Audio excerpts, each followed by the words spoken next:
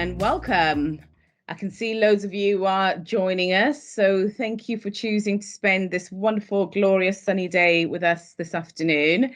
And we have an amazing hour that we will be spending together. So if you are out in the garden having a drink with your lunch, watching us, hello, we are very jealous because we're stuck indoors. But just to say thank you for joining us today. And it's a pleasure for me to be hosting this. So for those who are not sure who this person is, that's in front of them. I'm Cynthia Davis, the chief exec and co-founder of Diversifying, who's partnering together with Macmillan for this wonderful event for Tech for Change.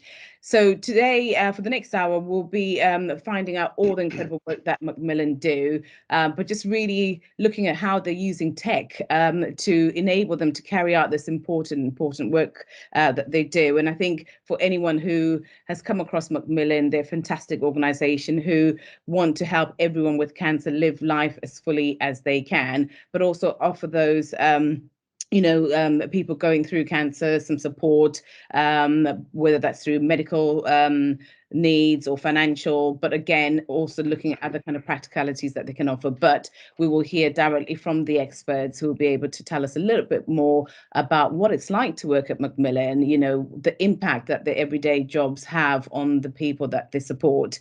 So you're in the right place, and thank you for joining us. So without further ado, I will introduce the panelists just to give you a breakdown of how today would go. I'll introduce the panelists one by one. They'll tell us a little bit more about who they are, the role that they play within Macmillan, and then I'll bring all the speakers back onto the screen and we'll have a little bit of a Q&A session. But if you've got any questions as we go along, please do feel free to put them in the chat box. So there's a chat function there. So any questions that you have, we'll make sure we'll leave some space before we conclude the session today to answer as many of the questions as we can. But also look out for some polls that will be running throughout today's session. So there will be an opportunity to make this quite interactive for everybody that's joining us.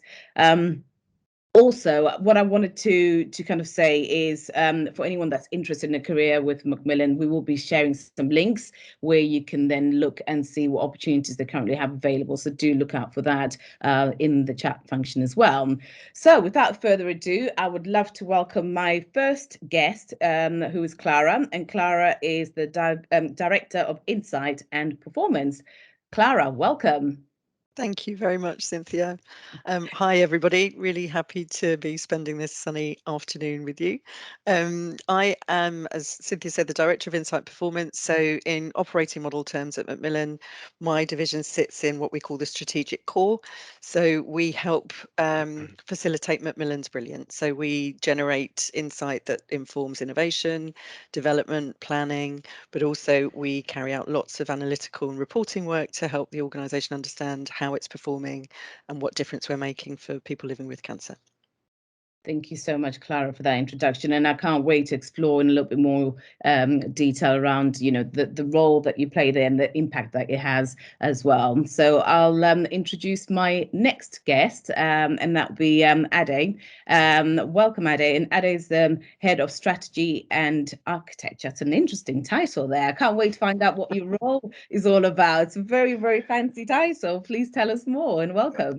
Well, we'll try and welcome. So thank you, Cynthia. So Cynthia says, yes, I'm head of strategy and architecture. So in that capacity, I essentially work across Macmillan. So myself, my team, we work across Macmillan as directorates. And the objective really is to provide really great technology to support the businesses and all the functions that we deliver through Macmillan services. We also actually work in collaboration with partners outside of Macmillan, which is probably something that's not very well known. It's like we work with other technology companies, we work with academia, we work with health services, and are beginning to work a bit more with commercial companies. It's all about using content, primarily and data, to share with service providers who can help deliver great services to people living with cancer.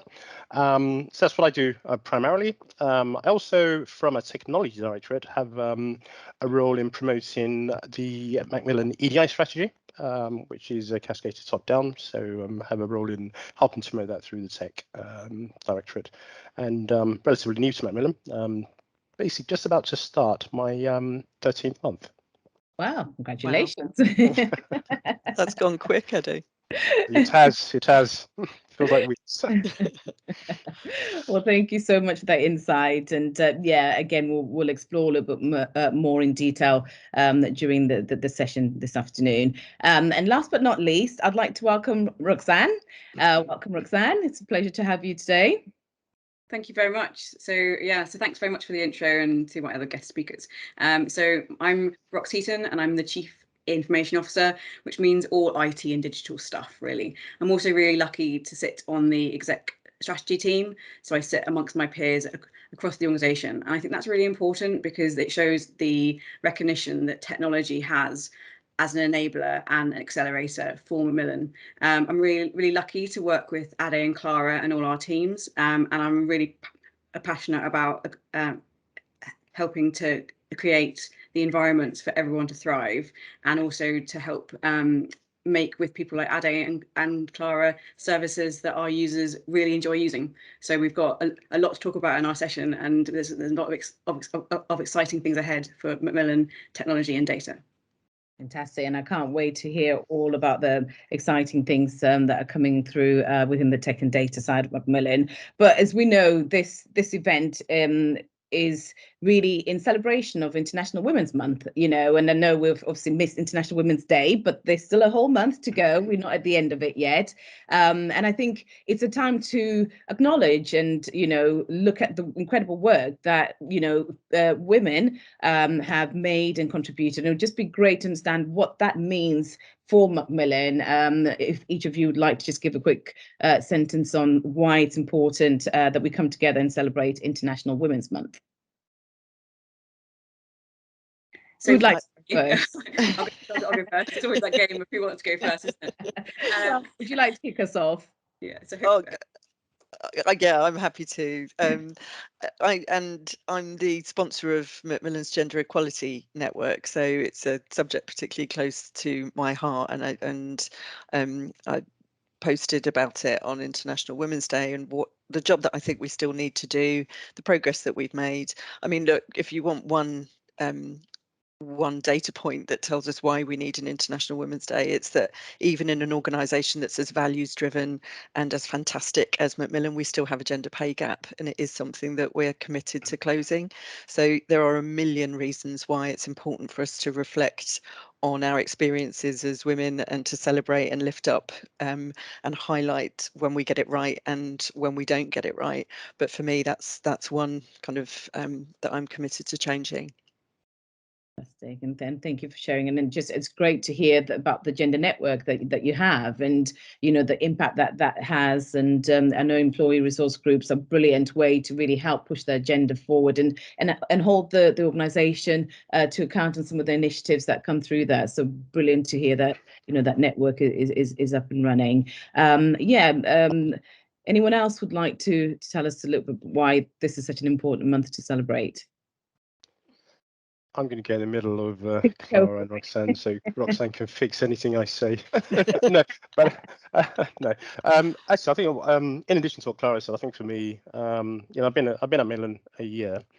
Prior to this, I was at Helen Overius, another great organisation. They really do focus on EDI and equality. Really good.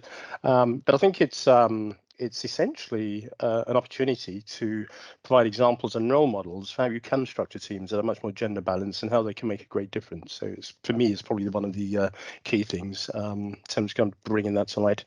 But also the other side of the fence, it also kind of highlights kind of what else needs to be done, because obviously still challenges in the workplace definitely and in society generally, and it kind of shines a light on that, saying yeah, okay, we're making progress, but more to be done. I say that more because I've kind of been in the tech world for so long, and the world I've been in has been very male oriented and very tech oriented. So to see it change is really great.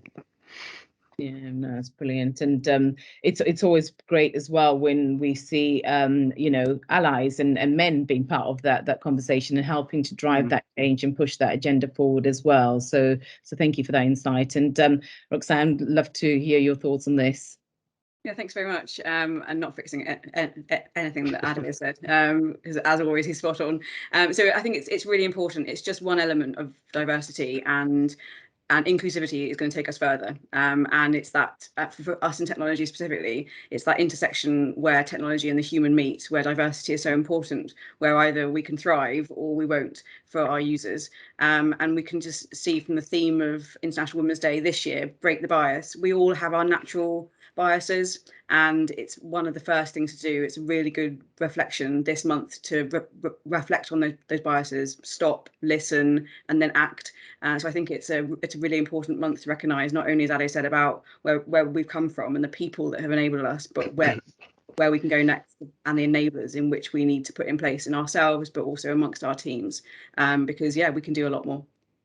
Fantastic. And something that you mentioned, Roxanne, which is I really kind of want to delve in, you talked around how tech is an enabler, and it would be great to just hear some of the daily operations of how tech and data at Macmillan are really helping to make that real contribution to the overall mission and purpose of Macmillan. So from my perspective, technology runs through everything. Data will definitely be the flow, but technology needs to enable that. Digital technology is just a means for data to flow, and it absolutely underpins the very best physical experiences, the face-to-face experiences that are so important for all the services we offer, all the way through to digital experiences. So from our organizational systems that are so critical that every organization has, our HR systems, our finance systems, all the way through to our medical and our more user-centric systems that store our user data, all the way to the right-hand side of our secret sauce.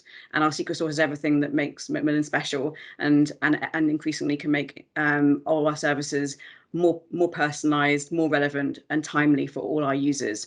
And in that way, we'll best serve them with minimal friction. And it's definitely a journey. We're doing a lot of things in technology from that left-hand side to the right-hand side, which means we need a lot of varied different skills. And also that's not all technical skills. Non-techies are also really important to us. So if you've got a non-technical background, absolutely have a think about it, because some of the best experiences and teams we have are those that can speak the user language, which is so increasingly important for all technical teams to be able to do, to be able to land the importance and the exciting work that technology and data can offer. Fantastic. And it's great. One of the things that you said there, that you don't always have to be a techie, because I think sometimes there's that fear that you've got to know everything about coding, about Python, and and it's not, and I loved how you touched around the different aspects that tech is enabling now, whether that's in finance or in marketing. So it's really those skills are needed even within a tech department, and the impact that they have in the overall structure is really key. I don't know if anyone else has got anything they would like to add on that. I'd just jump in on, I think in terms of data, Yeah. Rox has expressed it perfectly. That there are lots of kind of analogies, aren't there, around data being the soil, the oil. We are under no illusion. Data is one of our most valuable assets alongside our people, in terms of helping us understand what we're doing, whether we're doing the right thing, whether we're doing enough, how much it's costing us, how efficient, how effective we are. It was critical during the pandemic. It really helped us make good decisions that kind of secured the future of the organisation, that made sure we kept the lights on in terms of delivering services for people living with cancer, but also in terms of being fit and ready to generate our income, and to do our fantastic fundraising activity as well. So, one of the joys of being involved in helping to kind of nurture and provide access to our data network within the organisation is that you get to see a wild variety of things that Macmillan is doing to engage people, to deliver support, to make life-changing differences to people living with cancer, but also to inspire donors and volunteers to help us in that mission. There isn't a part of Macmillan's activity, whether you're looking at the way that we give support or get support, that isn't underpinned by data in some way, shape or form. So yeah, it's a great opportunity to learn about the entire organisation by being involved in understanding how the data comes together. Fantastic. Thank you for that, Cara. And it's really interesting how you mentioned that data underpinning everything. And I think sometimes we forget the other side of it as well. And so that's really, really interesting to hear. And one of the things I think, I'm not sure who mentioned it, but talked a little bit around the importance of diversity in tech and data. It would be great to kind of explore that a little bit, because again, if we look at the, the users of your services are very diverse. How does tech and data play a part in that? Okay, I'll go first. I think from the inside out, it's really kind of having kind of diversity in the teams, because by having diversity in teams, we have a lot more kind of focus on being able to kind of tease out ideas, kind of map different ideas into challenge preconceptions. It's too easy to kind of default to doing the same thing the same way if everybody on the team looks the same way and has had the same sort of career journey. So in that context, and the diversity is about kind of the gender balance, is about the ethnicity balance, is about age balance, is about academic background balance. I think both Rox and Clara really mentioned you don't have to be kind of deeply technical to work in tech. There is so much you could do. So I think if we have that degree of diversity, we have a lot more options in terms of ideas that are being generated, and we have a lot more kind of ability to challenge the way we do things. On the outside, of course, it's all manifested in terms of the content we produce and publish on the websites, for example, the language we use, even down to doing things like, let's now start thinking about, from a tech perspective, how it automatically ensure that when we build a solution, if it's outward facing, we can incorporate kind of language translation and things like that into it. So it's those sort of things we think about. Fantastic. Just to add to that, because I could absolutely spot on. This is something I'm particularly passionate about user-centered design and making sure we create services that are absolutely representative of our users. And Ali absolutely spot on with regard to not only our teams need to represent that, we need to create services that are zero friction for our users. It should be so easy, so enjoyable almost, and have motive. And we know there's a direct link between low social mobility and health, so therefore we have a need, and we can see the increasing need for creating services that are really great, so that we can encourage more and more people to use them and support their health. Yeah, fantastic. Thank you so much. And I liked how you talked around that user-centered kind of design. And for me, I think it's really, really important, given the work that we do from a diversity and inclusive perspective, and understanding how that different thought perspective and different lived experiences will help to influence that, makes a huge difference. And I suppose what I also wanted to just explore a little bit further and take this to the next step is, as we talked about, this month is all about breaking the bias, and I'm always intrigued in how organizations are taking the relevant steps to break the bias to become a truly inclusive and diverse organization. Is this something that you're able to maybe articulate a little bit more about how Macmillan are doing that, or any examples that you can share with us? From a SEC perspective, since we're actually talking about spec, one of them is in the kind of recruitment process. So the way kind of I get obviously we have lots of campaigns for recruiting older technologists, and typically you talk to an agency and the agency presents you with a bunch of CVs. So myself and Jan, we've spent a lot of time talking to various agencies about what we mean by diversity. So we encourage them to think a bit more broadly than they might have done originally. So we definitely do that. It's got a slightly different way of looking at kind of CV. So for example, I get a CV sent to me, and typically kind of pre-thinking about my biases, I would look at this and say, well, that's not kind of the traditional route that somebody comes into tech, right? They haven't kind of done an IT degree, and they haven't done this. So now what I tend to do is kind of look at these statements. I've actually gone as far as saying, look, got a CV, it looks quite good. I will send the candidate a short email saying, this is what I'm really interested in. Tell me tell me what you've done in these areas before I look at the rest of the CV. It's quite good, because often what I find is that then I'm kind of looking at the whole candidate, looking at where they think they fit based on specific questions, and those specific questions are generated on what I think Macmillan's specific needs are for this particular role. So those sort of things I'm personally doing. Also, obviously, internally from an EDI perspective, we do mandate EDI training. It's not to beat anyone over the head with the idea of, oh, you're being biased. Well, it's really to get people to think about where their biases might be, and then it gives them a set of tools to go away and think about it. And we do kind of follow up and make sure people are doing that. So. Yeah, thank you. That's a great answer. And Rox, I can see, did you have anything you wanted to add on that? And absolutely. So a lot of it by listening. really. It's so important to understand lived experiences and what people want. And we do a lot of listening. It's really important that we continue to show action on that listening, and also keep open comms really clear. So it's really important that that everyone can see the whole person, and that they are that they feel that they can have psychological safety to be at work and be able to share the highs and lows with whoever needs in order to best support, because everyone's got different needs and experiences, and it's linked to our outcomes. We want to think about the whole system, and it's really important we think about the whole system of the individual as well. So there's a lot of things that we're doing, and it's absolutely about a journey, because as Ali said about training, we all have either certain biases or know certain things. The world is constantly changing. We need to learn and then unlearn and relearn. So it's an acknowledgement that lots of things change, and let's go on a journey as one.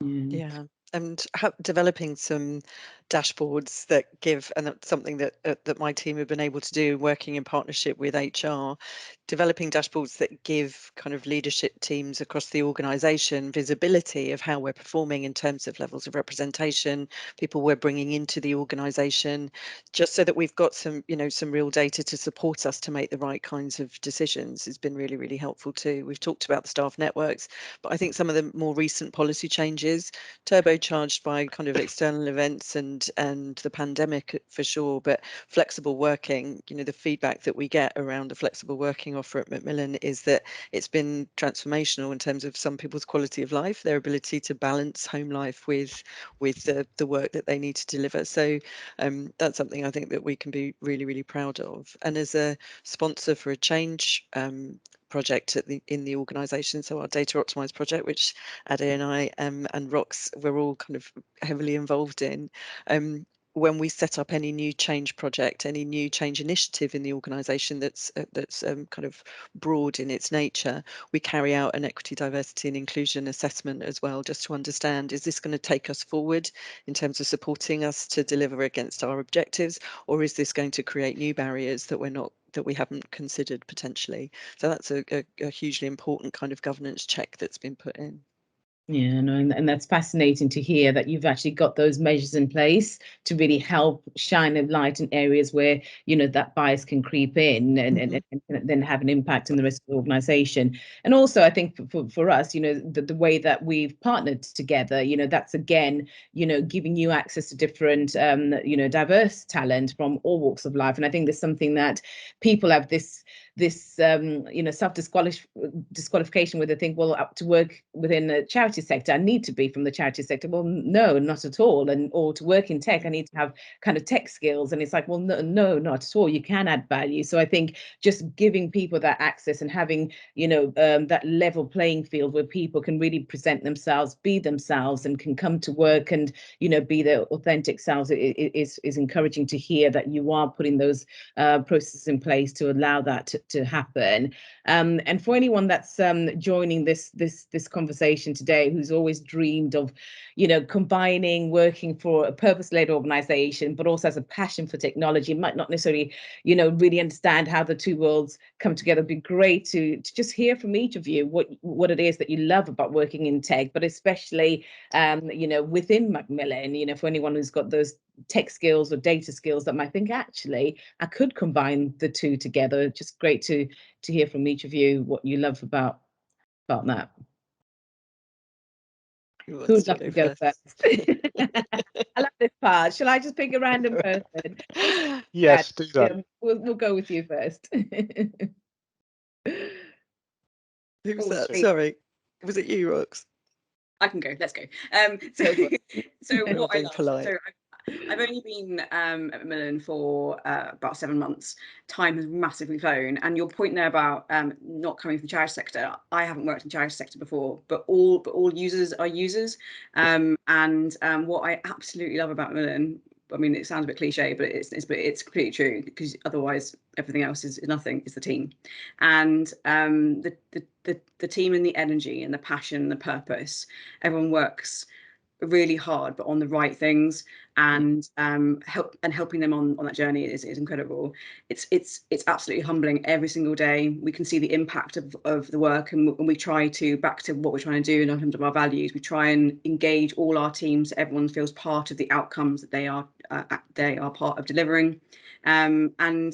And technology, as Ale mentioned, is not just about looking internally, it's about working with partners. So technology is always changing, our partners' approaches are always changing, and it's being not only on the game but ahead of the game in order to be forward leaning on what users might want next, because they don't know it. And the great thing about technology and data is we can have a part to play in enabling that. Fantastic, brilliant, thank you. Anyone else would love to tell us what it's like, what they love about working within their role? Ade, why don't you go next? Okay. I'd say probably the first thing actually is obviously kind of great colleagues, supportive colleagues. We all want the same outcomes. I say that from the point of view of having worked in tech for a long time, but I spent a lot of time working in the legal sector, manufacturing, and the energy sector, and it's just altogether quite different. Everyone kind of, you can give a semblance of kind of all wanting the same things, but the one thing about Macmillan, it has a singular, unique cause, right, which is to help people living with cancer and people affected by cancer. And that really does unite everyone. Kind of really does focus everyone on the job at hand. So that's really great. So it's one of the great things. I think also personally for me, more than anything I've done previously, there's a much more direct link. It's possible to draw a link between what you're actually doing on a day-to-day basis and the actual impact on someone's life. You can draw that, you can see it literally daily, and that makes for me that's personally quite important. And obviously the other thing is tech is changing, so in order to thrive you need it to change, you need to see the opportunity, and Macmillan offers all of that. Fantastic. No, brilliant. And you are right. We are living more and more in this digital age, and tech is becoming almost one of the important things that holds everything together. And being part of the, combining that mission, as you say, which is to support people, living with cancer, whether it's their families or their carers. It's just phenomenal to be able to combine the two worlds together, and it's quite a unique proposition, I'd probably say, as well.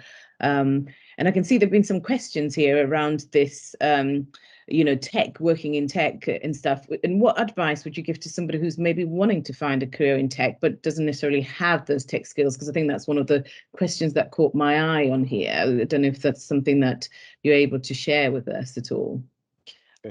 As someone who didn't come from a tech background and has a role now working with analysts and working intensively with data, my background, I joined Macmillan as a marketeer nearly 20 years ago, and my development always in kind of data-driven marketing, but never in a kind of purely technical role. And Macmillan supported my development, professional qualification, shadowing, mentoring. So my kind of career pathway has led me to the role that I have today. So I think it's about understanding how transferable lots of the skills that you have might be. In my world, I really, really value analytical mindset. That natural curiosity, systematic thinking, those are present in loads of different careers and loads of different roles and responsibilities. And we can then support and build on those kind of talents and skills. I don't know if that's helpful. No, it is, and it kind of almost leans quite well to a question that we've just had that's been popped around, sometimes the perception of tech within the charity sector. And I think, Ada, you mentioned you came from a slightly different kind of background, and I think there is that perception of how cutting edge, I suppose, technology can be within within a charity sector versus, whether it's some of the the kind of platforms that we see. What would you say is the advantage of working in an environment like Macmillan versus maybe tech for financial services or something like that? Okay, so we've done a bit about kind of purpose, because you're going to spend a lot of time and a lot of effort working on something. You might as well do something that is purposeful and it's much more fulfilling. So that's kind of one of the arguments. But I think the other thing is really to change perception. So the way I typically talk about it when I talk to other people and when I talk to candidates is, look, there are charities and there are charities. Think of Macmillan. £250 million a year is our income, and if I wish to pause for effect, I'll just talk about it. It's £250 million a year. So if you look at all the companies which are listed on the stock market or even the junior markets, we're way bigger than a lot of those companies, and they use technology. We use technology. So in terms of our focus on using technology, it's not because we're kind of the common perceptive of a lot of charities where we're kind of collecting money in buckets and all that sort of thing, that kind of vision. This is kind of way more than that. We've got I probably got the head count wrong, 1,700 people, 1,700 employees. Our reach is great, and therefore we need to use technology. So the technology we're focused on using has got to be current, it's got to be up to date. And as both Roxanne and Clara said, it's all data driven. So we couldn't do this on the back of old technology. It just would not be possible. And the last thing to add is that obviously because most of our money is raised through donations, and we have kind of a huge responsibility to make sure the money is spent wisely. So we have to be very careful and very focused in our use of technology. And it concentrates the mindset. It makes sure that we try and do things efficiently, make sure that we use the best technology for the best job, and that's the most important thing. So it's you can look at finance, you can look at banking, and it's all all very razzmatazz and all sorts of things, and but we don't use different technologies. Yeah.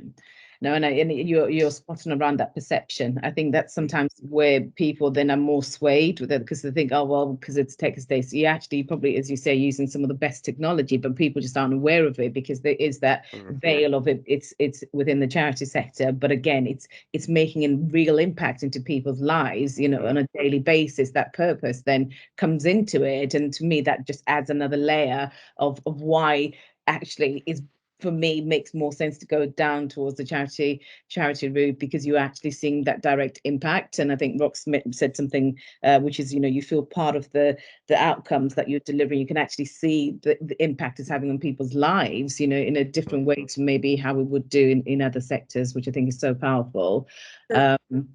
There's also another piece there, and I completely agree with what Ade said about when I look and speak to my peers, even our some of our corporate partners, they're quite envious of our agility, because they might have US parents, for example, or big boards that they need to report to, whereas we're absolutely focused on delivering the user need in the moment.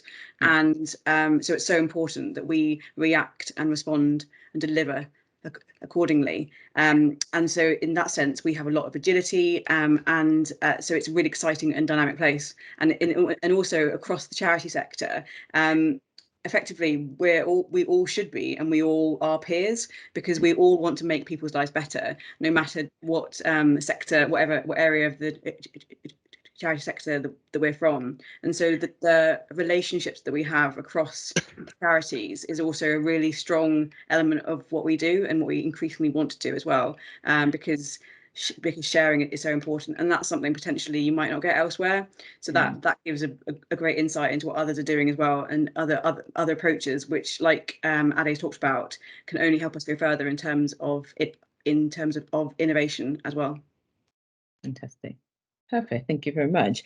And I would encourage to keep the questions coming, because there's a lot of great questions that are coming into the chat. So I'll keep an eye on them and ask them. And I think there's one that's come through on here, which is around current open opportunities. So this is somebody who's obviously just looking for roles within the tech sector, and they've also looked at the roles that Macmillan have, but they feel that they're more senior. Are there any opportunities for people to come in other levels, or graduate opportunities, or roles within project and product management at all? So I can start if you want, because it's actually quite a few in our space. So it's a really interesting discussion point, actually.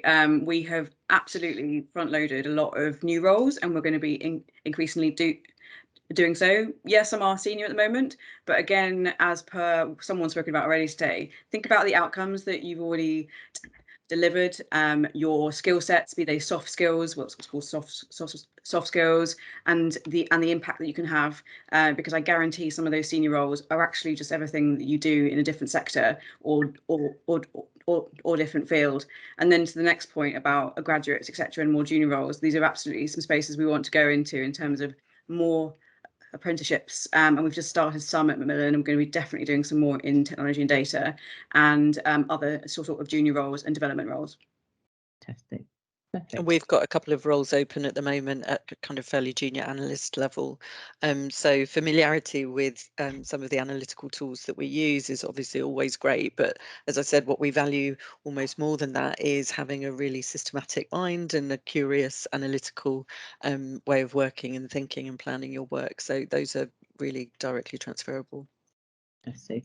And along with some of those kind of transferable kind of skills that people are bringing, what are the opportunities for them to continue to learn and develop once they're Macmillan? So, you know, if they're coming in certain kind of levels, and, you know, what are the opportunities for people to progress or support there is to develop their careers?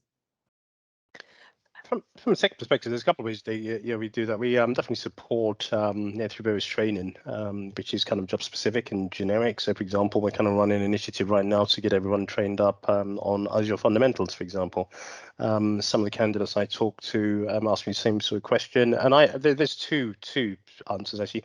One is about there's the kind of informal learning you get by just being with peers who are talking and who have more experience, who can help you, who can assist, who can mentor, because that's very valuable.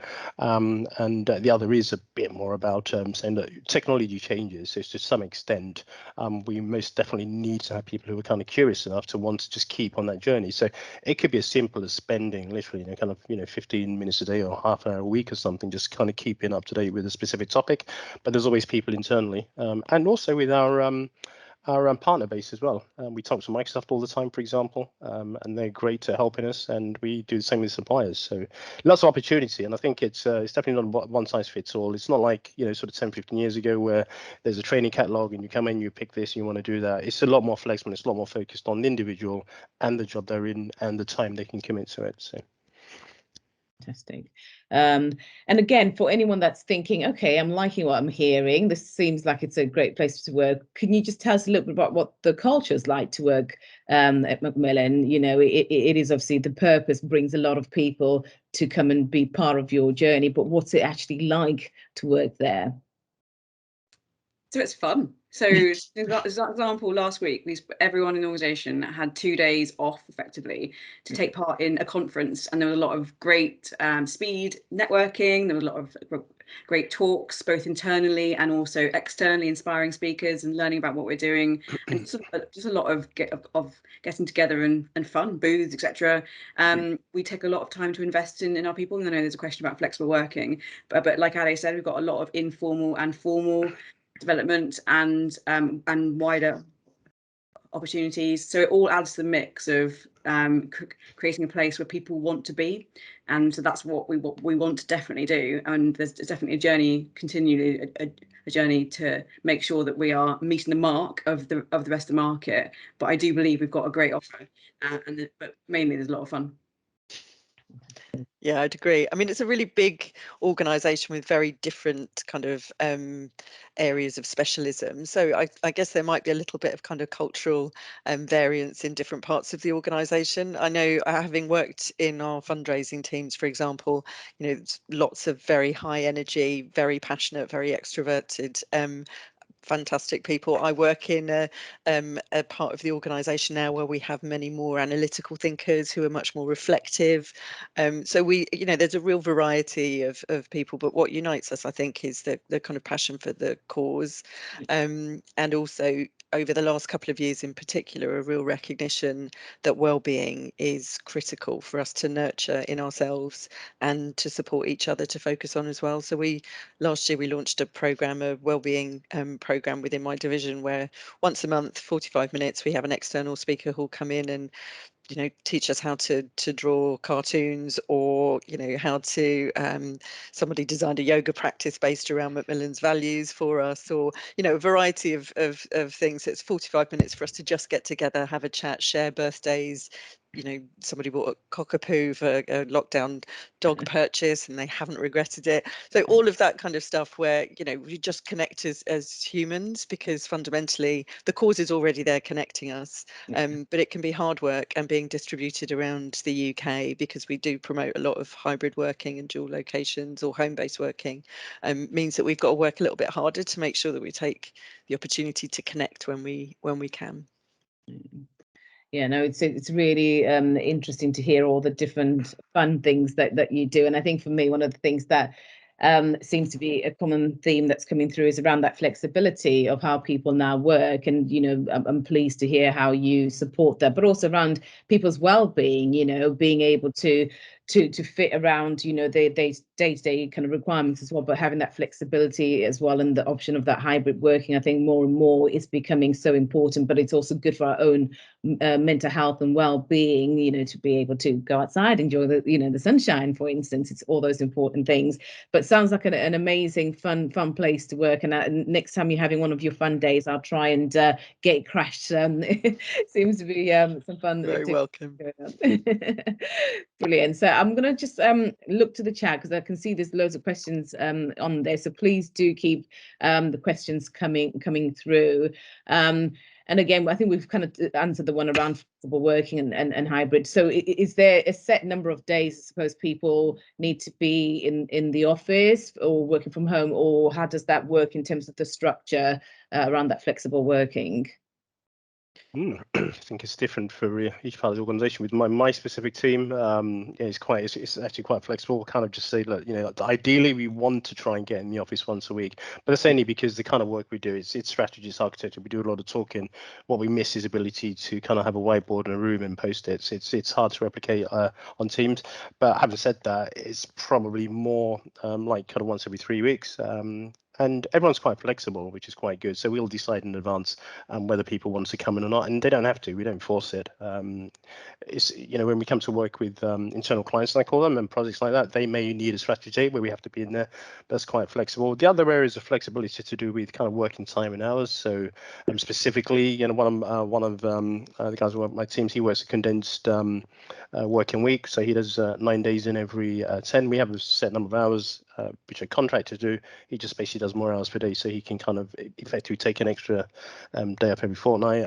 I've just recruited a data architect. When she joins, she'll be working 4 days a week, same hours, but she wants to keep her role as a lecturer 1 day a week, because it's her link between, you know, kind of the academia and the real world, and that's going to work out quite well. So those sort of things, that's just an example. As you know, we all work responsibly. We know what we need to do in terms of work, and people kind of fit things in around. It used to be that you kind of fit your life in around work, but we've kind of decided that we just need a much more of a balance. Yeah, and I think the world has changed a lot, moved on. So it's great to see organisations who are moving on as well with the times, and allowing for that access as well. And you know, that's a great example about the person that's being a data analyst, but also being a lecturer. So you can combine the two worlds and the two passions together. You know, but still, as you said, be able to do and deliver what you need to do. So it's great that, you know, organisations are offering that flexibility, and pleased to hear Macmillan is one such organisation. And there's another question on here which I really kind of want to ask, and it's one from Sarah, who asked the question: what advice would you give to someone wanting to move into a tech role within Macmillan from outside of tech to get the application noticed and progress to interview stage? And they kind of mentioned a little bit around Macmillan's application process is brief, so there is not a great deal of opportunity to elaborate on transferable skills. So has anyone got any tips or anything that they can offer for somebody that's wanting to apply, and what they can do to get their CVs to stand out? I would just be as bold as possible, as front and centre in terms of your application form, your CV, about the skills that you think can, you know, we try and be as clear as possible about the skills and experience that we think would be valuable for the role in the role profile. And I'm always amazed at you know, how sometimes the CV or the application that we've had sent through doesn't necessarily directly relate to the role profile, and it feels as though it's a bit more of a generic process. So the closer we can match your skill skill set, your experience to the requirements for the role, even if the role titles won't be directly comparable, or the industry might be different, or the sector might be different, the better. So I would start with, here are the skills I have where that I think are directly suitable for this role, the skills and experience I have which I think is directly suitable for this role. Don't give any kind of shortlisting manager the opportunity to skip over that, you know, put it up in the front. Be bold, like it. Yeah. I definitely like that being bold bit. And having seen how hiring managers work, they definitely will read it. And as per all discussion, we're looking for people who are looking ahead. So if you've got an opportunity to shine a light on where you think that we could go next, or how you've got skills that can take us there, then fantastic. And also shine a light on the broader things that you do in life that make you a whole person, because that all adds to the flavour of who you'll bring to work. Yeah, one thing I would like to add actually, because it's on the theme of being bold and, you know, kind of the broader you. That's really important. So, you know, I've got like, you know, 2 CVs I looked at this morning, for example, specific example. Both I'll talk to both candidates. One, because I'm recruiting for solution architects. So, you know, kind of opening statement was, look, I'm not a solution architect, but this is what I have done, and this is what else I need. And that kind of makes me happy, right? Because usually, as a tech recruiter, what you get CVs which are the opposite. There's like, you know, 200,000 credentials that they've got, and you're looking for, yeah, but you know, I can't sift through these. So just like Clara says, bold brief, and just kind of just state it, which is quite good.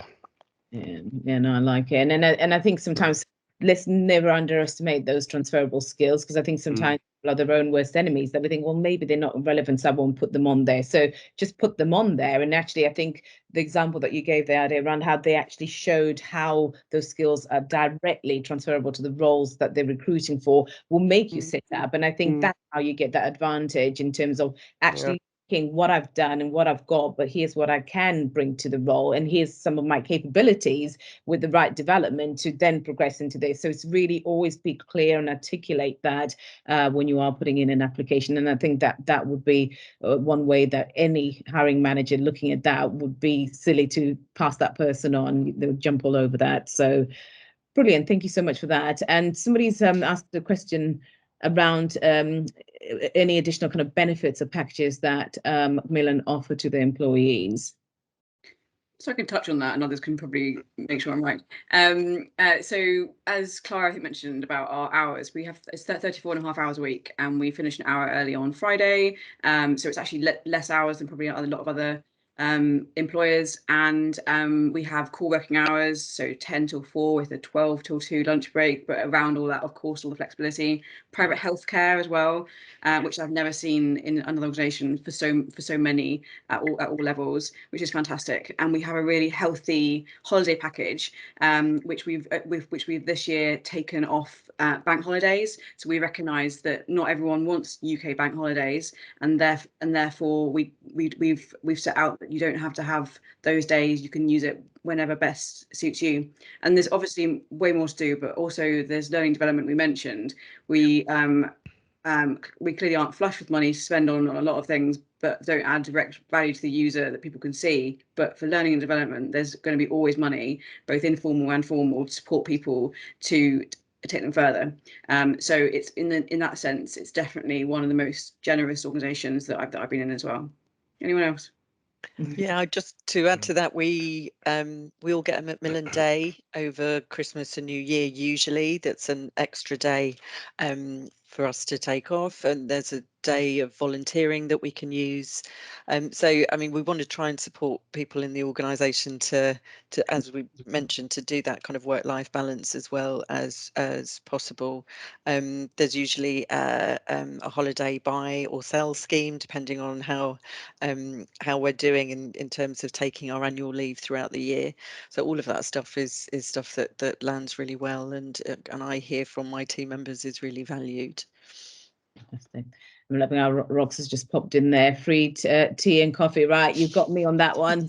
It's small, but it's important. Wonderful. So I'd like to take a couple more questions if that's okay before I let you all go and enjoy the sunshine. But there's one on here that talks around, I suppose, the staff networks. If you're able to talk about, I know, Clara, you mentioned around the gender networks. It'd be great to see what other networks you have, and I suppose the role that those play in championing for a much more inclusive workforce. Do you want me to go? So I'm sponsor of the Disabled Network, and it's fantastic because, quite frankly, and I can see the point there about voices from those that aren't in senior line management. Absolutely, we've got not only our networks but a lot of other mechanisms. We have something called Our Voice, and we have mental health and wellbeing reps. We have our equity, diversity, and inclusion team.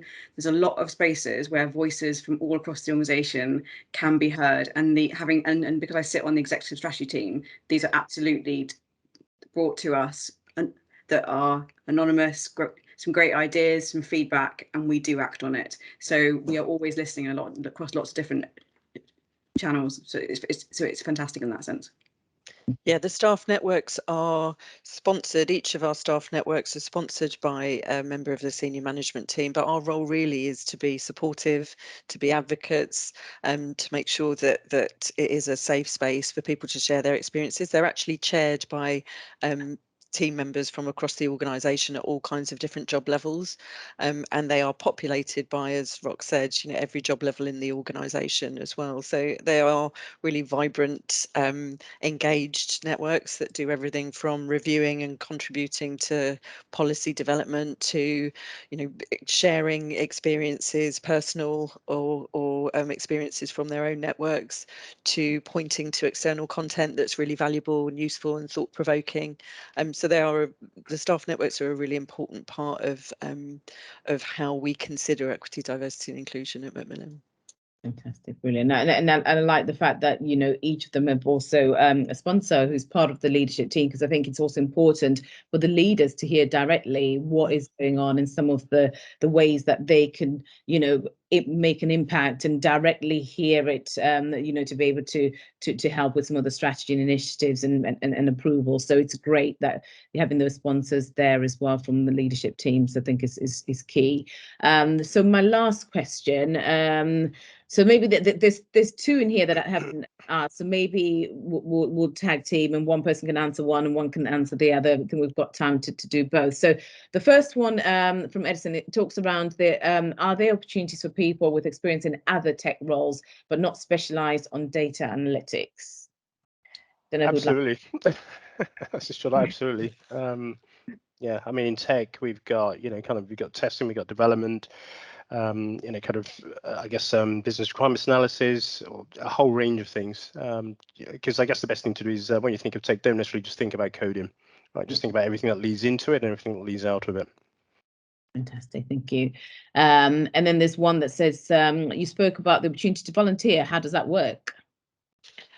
Well, if you aren't yet a member of the Macmillan team, then visit our website. There are loads of opportunities for getting involved and supporting people living with cancer directly, or for supporting with some of our fundraising activities. But as a member of the Macmillan team, you get to see and hear about those opportunities kind of firsthand as well. There's usually in London, which is where I'm based, we pre-pandemic, I think it might be coming back, we have a kind of London takeover day where we're all out and about and doing the much more traditional thing of representing Macmillan and cash collecting around the streets of London. But we also have volunteer buddying schemes where people offer a level of practical or emotional support to people who might be going through cancer. And there's obviously training and support that's provided to help people to do that kind of work too. So there's a whole plethora of volunteering opportunities, and people are very welcome to find out lots more about those on the website. Brilliant, thank you so much. And it's been wonderful hearing all your insights. And I'm going to leave with one question for each of you as a panelist, just to say one thing why somebody should apply to come and work for Macmillan. Just one thing, and then before we wrap up, one reason. From my perspective, in technology, there are lots and lots of opportunities, more than you can possibly imagine. Brilliant. Thank you very much, Ade. I think for me, it's that we are a constantly ambitious organisation. So we're always stretching a little bit further than we can actually reach at any given time, which means that there are loads of opportunities for personal development, for growing and being supported in your own development as well. And for me, not to repeat Clara, but taking that out to the users, it's because our users need us, and they're going to increasingly need us. And so, absolutely, we are there, and we are ready to do whatever it takes. Perfect, brilliant answer, and thank you all so much for your insights today. And I hope that's made anyone that's been on this call, that's been listening in, actually look at the amazing work that Macmillan do, but also the impact that each and everyone's roles has within the bigger and greater mission and purpose of what Macmillan do. So I hope you've all been inspired from what you've heard. I can see there's some links to some opportunities for anybody that's kind of sat there, thought, oh yeah, this is definitely the place I'd love to work, and seems amazing. Please check out all the opportunities that are currently being recruited for, and there will be some emails that we can share afterwards with some contact details for some of the members of the recruiting team should you have any further questions. But just to say to everybody that's taken the time out today from the sunshine to say thank you for spending this hour with us. It's been wonderful. And to the panelists, to Ade, to Clara, to Rox, thank you all for sharing your insights. Yeah, enjoy the rest of the day. Thank you so much, and all the best. Have a wonderful afternoon. Thank you for organizing. Thanks. Cheers, Bye. everyone. Take care. Bye, everyone. Bye-bye.